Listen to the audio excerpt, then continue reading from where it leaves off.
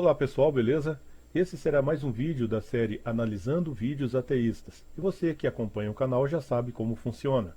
Eu pego algum vídeo de algum ateu e analiso ali os argumentos. E o assunto de hoje será design inteligente. É o meu assunto preferido aqui, né? Bom, eu nem ia falar sobre design inteligente essa semana. Eu tinha preparado um outro vídeo para gravar hoje. Mas por acaso eu encontrei esse vídeo na internet e resolvi responder. Porque o rapaz do vídeo é um crítico do design inteligente. E assim como a maior parte dos críticos do design inteligente que eu vejo, ele também não entende sobre design inteligente. Ou seja, são pessoas que não entendem a teoria e querem refutá-la. Então eu achei conveniente fazer essa resposta, que vai servir não só para ele, como para outros críticos também. Ok? Vamos lá então.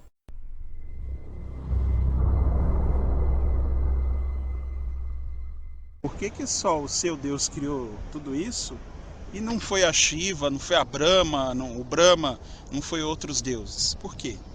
Então isso aí não quer dizer nada. Aí vem o pessoal falar de micro e macro evolução. Microevolução. Isso é coisa de gente que acredita em teoria boboca do designer inteligente. E o rapaz já começa o vídeo criticando os termos micro e macroevolução, dizendo que isso é coisa de gente boboca, de gente que acredita na teoria do design inteligente, né? Ele provavelmente acredita que esses termos foram inventados por criacionistas. Eu já vi muitos críticos do design inteligente falando a mesma coisa.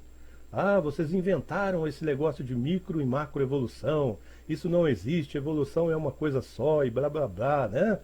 Mas o que eles não sabem é que esses termos científicos foram inventados por um cientista evolucionista chamado Yuri Filipchenko, um russo que era entomólogo, ou seja, um cientista que estudava os insetos. E esses termos são largamente utilizados pela comunidade científica, inclusive em trabalhos de cientistas famosos, como aquele evolucionista Niels Eldredge, que desenvolveu a teoria do equilíbrio pontuado, né, que tenta explicar ali o porquê não encontramos evidências de uma evolução gradual na natureza, né?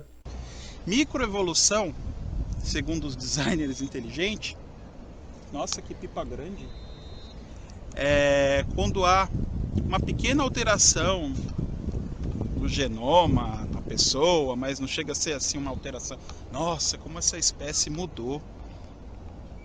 Aí macroevolução para eles é uma grande mudança. Isso é uma redundância porque ninguém sabe a fronteira, ninguém viu a fronteira entre a micro e a macroevolução. Eu vejo essa fronteira todos os dias, porque eu sempre vejo os animais se reproduzindo segundo a sua espécie. Gatos dando origem a gatos, cachorros dando origem a cachorro. Eu nunca vi peixe dando origem a anfíbio.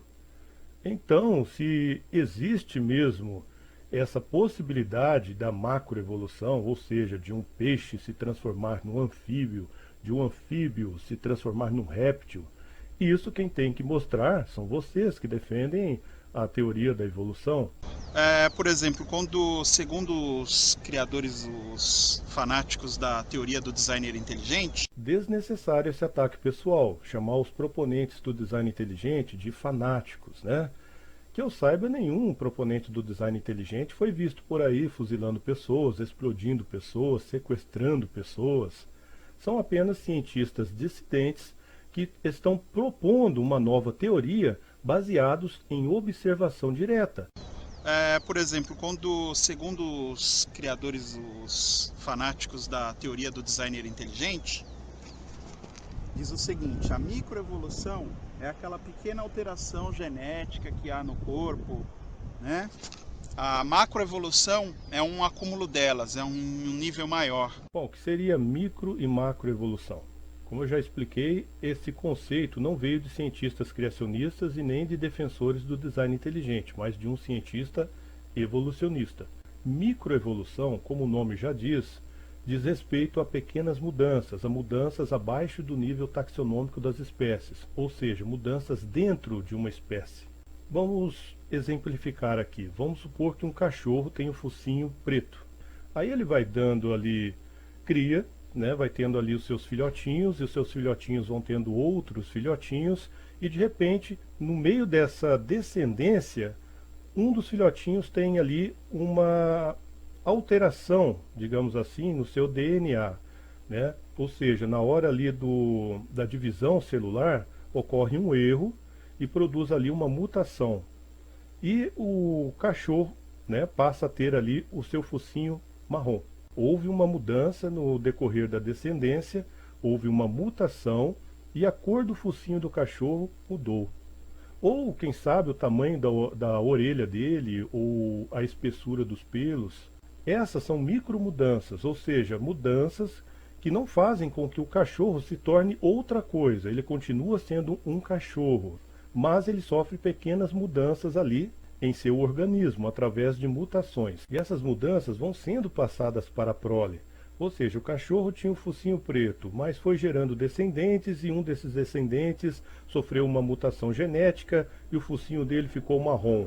Aí esse cachorro que tem o focinho marrom, ele vai gerar descendentes com o focinho marrom. Ou seja, aquela alteração na sequência do DNA passará para os descendentes desse cachorro. Então isso é a microevolução. Agora, a macroevolução significa mudanças maiores. Ou seja, como eu posso exemplificar isso, né? Um peixe vai dando origem a outros peixes, ou seja, ele vai tendo filhotinhos que também são peixes.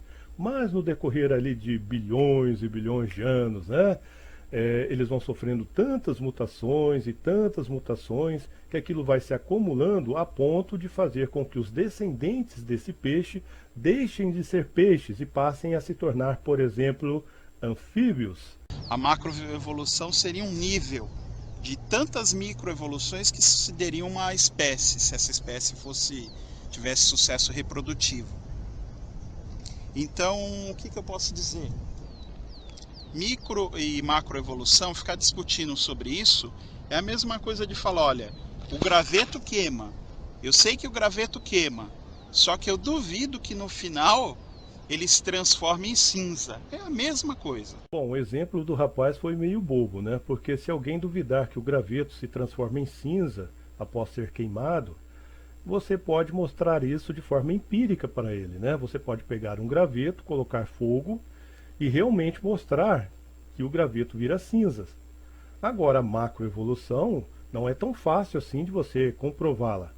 A macroevolução significa o quê? Significa peixes que vão se modificando no decorrer de sua descendência até se transformar em anfíbios, e anfíbios em répteis e por aí vai.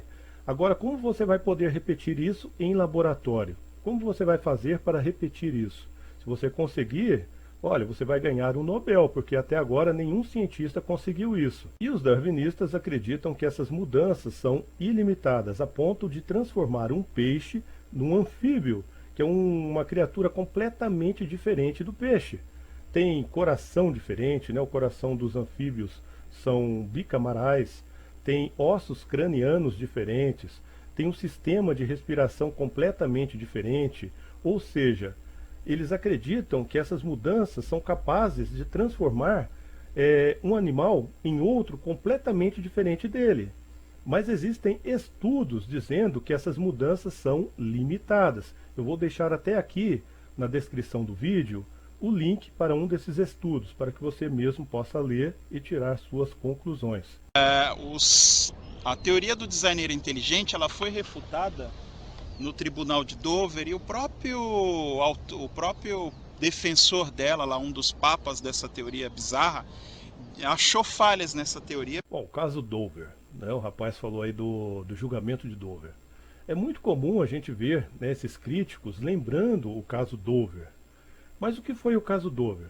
O caso Dover foi um julgamento que ocorreu lá em Dover, na Pensilvânia, nos Estados Unidos. E os críticos dizem que nessa ocasião foi comprovado que o design inteligente não é ciência. O que aconteceu foi praticamente o seguinte: um conselho escolar local tinha se reunido e eles decidiram que iriam incluir o design inteligente como matéria escolar.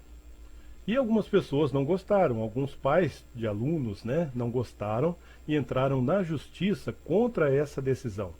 E aí ocorreu o famoso julgamento de Dover. E nesse julgamento foi decidido que o design inteligente não poderia ser ensinado nas escolas, pois não era ciência. E sabe qual foi uma das coisas que eles utilizaram para mostrar que o design inteligente não era ciência? O DNA lixo. Olha só. Na época, os cientistas acreditavam, né, que existia uma porção do nosso DNA que não servia para nada, era completamente inútil. Daí o nome DNA lixo, né?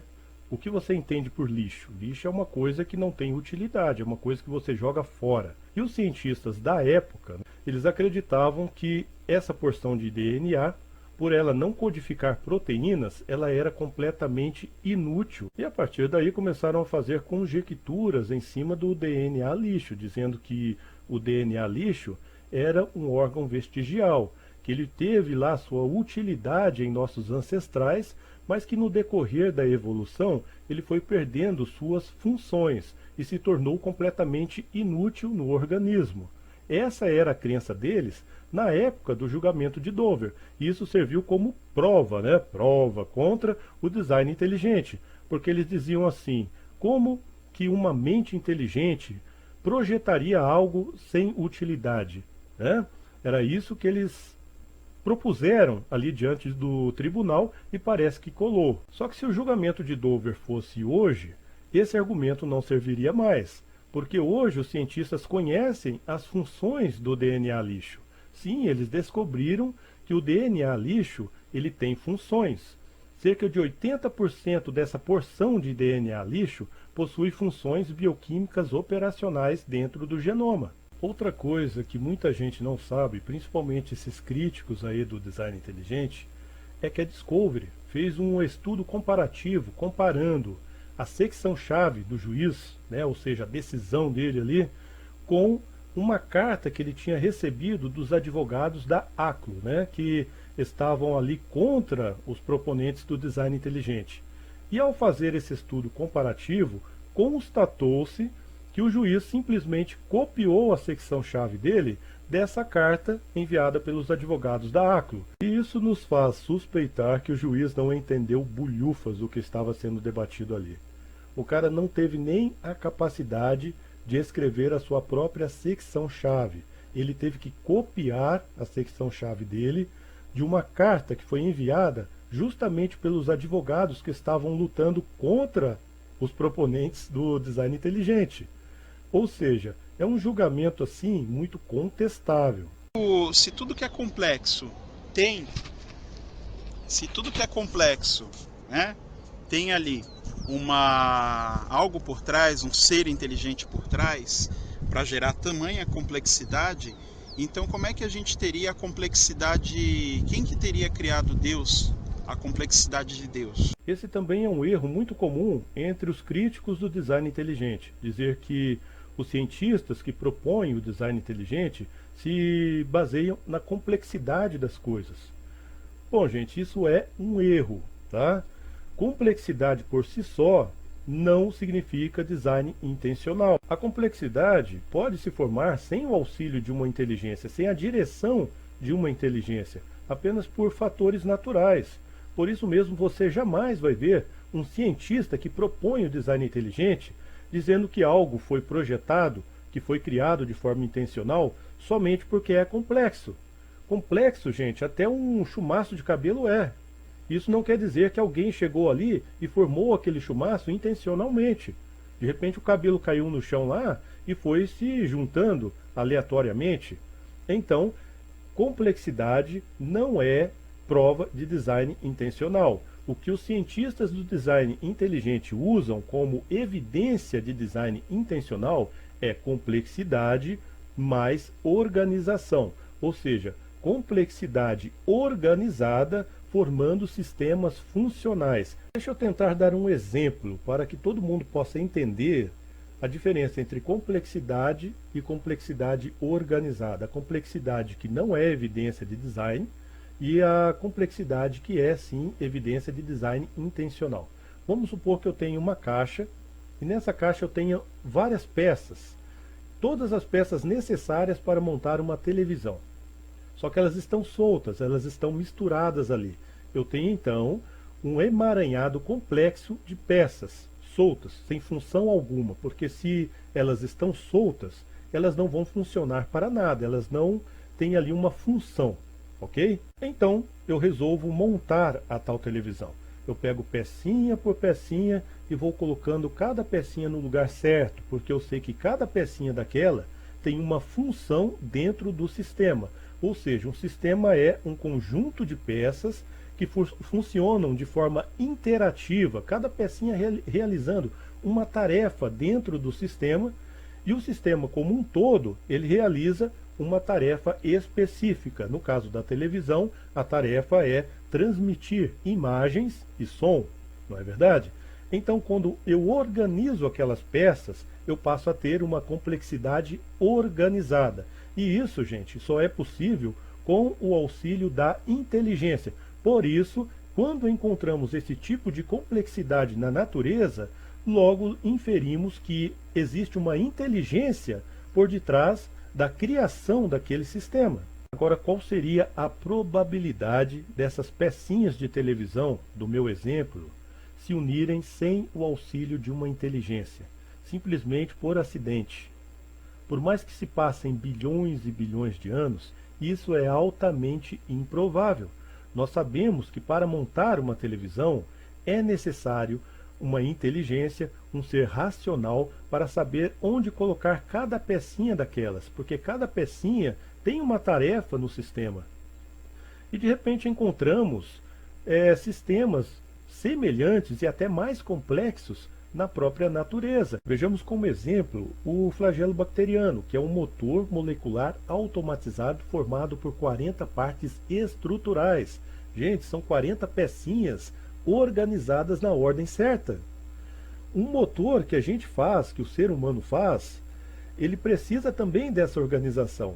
E só é possível essa organização se alguém que entende de montagens de motor, alguém que tem raciocínio, inteligência, chegar e organizar essas peças. No flagelo bacteriano você encontra uma hélice, que é um filamento, e por acaso essa hélice está acoplada a um gancho que por acaso tem uma inclinação de 90 graus, que por acaso é justamente o que ele precisa para que a hélice não fique reta, e sim na horizontal, para que ela possa realmente entrar em atrito com o meio aquoso e funcionar como uma hélice. E por acaso, né, esse gancho está acoplado a um eixo central, que por acaso está acoplado a um motor que funciona pela circulação de prótons.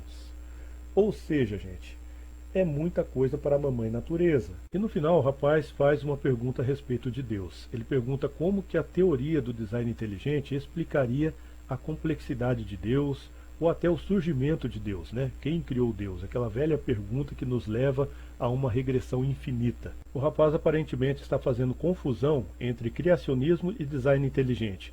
E isso é bem comum entre os críticos, né? Que muitas vezes não sabem diferenciar um do outro, né? Quem fala em Deus é o criacionismo, principalmente o criacionismo religioso, tá? Deus é assunto da filosofia, da teologia, do criacionismo. Design inteligente não estuda Deus, não fala em Deus e nem propõe que Deus criou qualquer coisa. A única coisa que o design inteligente faz é procurar na natureza por sinais de design intencional, por sinais de projeto, ok? É só isso e tão somente isso o que a teoria do design inteligente estuda, sinais de projeto intencional na natureza. Ponto final. E aí surge a pergunta, né? Se o design inteligente está propondo que certas coisas na natureza foram criadas de forma intencional, foram projetadas, então isso infere a existência de um projetista. Mas quem é esse projetista? Será que o design inteligente pode nos responder quem é o projetista? Bom, gente, na verdade não, tá? A única coisa que os cientistas do design inteligente sabem é que se trata de uma inteligência, de um ser racional e inteligente. Por quê? Porque para você projetar algo, planejar, arquitetar, você necessita de inteligência. Mas a identidade dessa inteligência é desconhecida para os cientistas. Eles não estão propondo que é um Deus, mas pode ser um Deus. Eles não estão propondo que é um ser de outro planeta, mais avançado, mas pode ser também. A inteligência proposta por esses cientistas do design inteligente é desconhecida, tá? E eu sei que muitos ateus ficam loucos da vida, por quê? Porque eles acabam associando, eles associam, né, essa inteligência desconhecida do design inteligente com Deus, principalmente aquele Deus que eles tanto odeiam, né, que é o Deus da Bíblia. Eles associam. Pode ser esse Deus? Pode. Pode não ser? Pode também, né? Mas a verdade é que os proponentes do design inteligente, eles não estão dizendo que foi um Deus que criou. Eles estão dizendo apenas que é uma inteligência, que pode tanto ser um Deus ou não. Então como é que a gente teria a complexidade? Quem que teria criado Deus? A complexidade de Deus, né? É uma teoria que não responde isso. E não diz nada mesmo, pelos motivos que eu já disse aqui. Teoria do design inteligente não estuda Deus. Quem estuda Deus é a teologia, é o criacionismo. Não confunda as coisas, ok? Seria a mesma coisa que eu perguntasse para você assim: o que a teoria da evolução darwiniana diz a respeito do surgimento da vida? Ela não diz nada, porque ela não estuda o surgimento da vida, ela estuda as mudanças no decorrer das descendências dos seres vivos, ou seja, é uma teoria que visa explicar a diversidade de vida em nosso planeta e não o surgimento dela, ok? Então, o design inteligente também não fala nada a respeito de Deus pelo mesmo motivo, tá? O escopo analítico do design inteligente é completamente outro. Onde é que essa teoria afirma que existe uma causa primária? No que ela se baseia para se dizer que teve uma coisa que gerou todas as outras e antes dessa coisa não haviam outras coisas? Onde a teoria do design inteligente se baseia para dizer que existia uma coisa, que antes dessa coisa não existia nenhuma coisa e que essa coisa gerou todas as outras coisas que existem? É cada pergunta, né, gente? Só que a teoria do design inteligente não estuda isso, meu filho. Não estuda isso. Tira isso da sua cabeça. Se tem uma coisa rara, é crítico do design inteligente que realmente conhece a teoria do design inteligente. Na maior parte das vezes, a gente vê críticos como esse cidadão aí, que mal sabem do que estão falando. Abrem a boca ali para falar besteira, porque eles nem sabem o que a teoria do design inteligente propõe de verdade. Misturam teoria do design inteligente com religião, com criacionismo, fazem ali um balaio de gato, misturam tudo. E sabe por que isso acontece? Porque eles escolhem as fontes erradas. Ao invés de querer aprender sobre o design inteligente com os próprios teóricos da teoria do design inteligente, eles procuram sites ateístas, né, como o site da Ateia, que só tem idiota ali, procuram sites como o Bully Voador, procuram vídeos do Pirula, que apesar de ser um cara inteligente, ter doutorado e tudo, é um completo ignorante a respeito da teoria do design inteligente. Isso fica evidente no que ele fala nos vídeos dele. Você quer mesmo refutar a teoria do design inteligente? A teoria do design inteligente está te incomodando de alguma forma? Está incomodando aí a sua posição filosófica? Pois é, boa sorte para você, mas primeiro aprenda sobre a teoria do design inteligente. Pelo menos tente refutar os verdadeiros argumentos da teoria do design inteligente, e não esses argumentos inventados na internet. Quer mesmo aprender sobre o design inteligente? Que tal começar aprendendo com quem realmente conhece do assunto? Por que não ler livros dos teóricos do design inteligente, dos próprios cientistas que propõem essa teoria? Essa é a melhor fonte para se aprender sobre o design inteligente. E tem tanto material na internet. Temos vídeos de cientistas como Marcos Eberlin, como Adalto Lourenço, Michael Behe. Temos e-books gratuitos, temos livros por aí. A fonte de informação, ela é totalmente acessível. Segundo aquele negócio da complexidade irredutível, do tal flagelo, né? O flagelo que tem um rabinho que parece um motor. Um flagelo que tem um rabinho que parece um motor. Meu Deus do céu. Segundo aquele negócio da complexidade irredutível, do tal flagelo, né? O flagelo que tem um rabinho que parece um motor. Esse flagelo, ou qualquer corpo, Se ele tivesse se a complexidade redutível fosse verdade, qualquer parte que eu tirasse dele faria com que ele morresse ou deixasse de funcionar. E não é isso que acontece. Não acontece nada? De onde você tirou que não acontece? É claro que acontece. Se você retirar qualquer parte, qualquer uma das 40 partes estruturais do flagelo bacteriano, ele simplesmente deixa de funcionar. Ele simplesmente vai deixar de realizar aquela função básica que ele realiza na bactéria, que é dar movimento à bactéria. Ele simplesmente vai parar de funcionar, porque ele é um sistema de complexidade irredutível.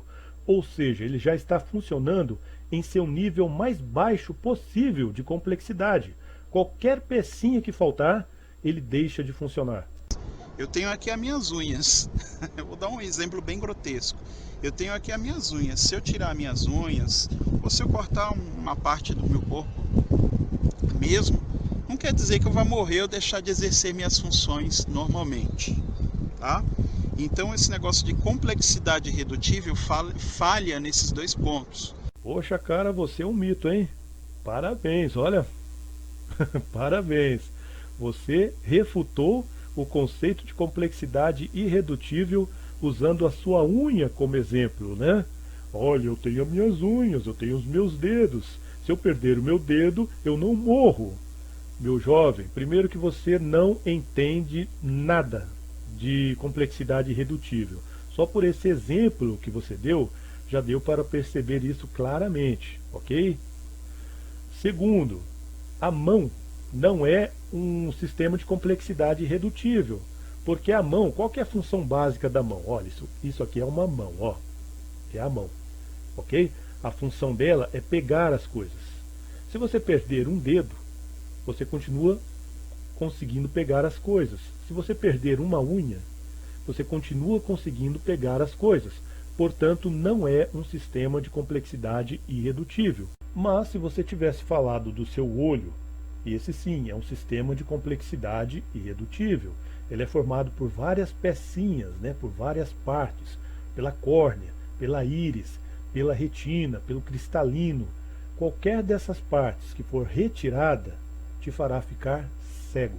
Ou seja, vai fazer com que esse sistema, que serve para te fazer enxergar o mundo exterior, simplesmente deixe de funcionar, porque ele já está funcionando em seu nível mais mínimo possível de complexidade. Você entendeu o que é um sistema de complexidade irredutível? É um sistema que tem uma função básica, mas que se você tirar qualquer pecinha dele, ele perde a função básica, tá?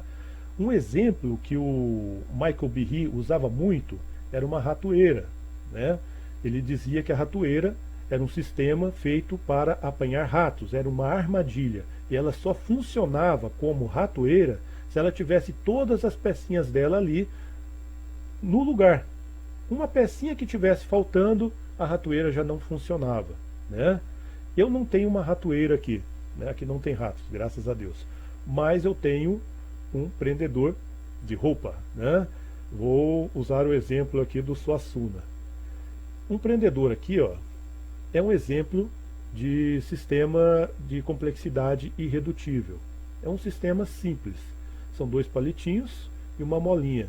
Para que serve esse sistema?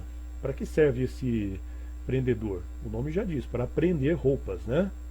É para isso que ele foi inventado, é para isso que ele foi projetado. É a função básica dele.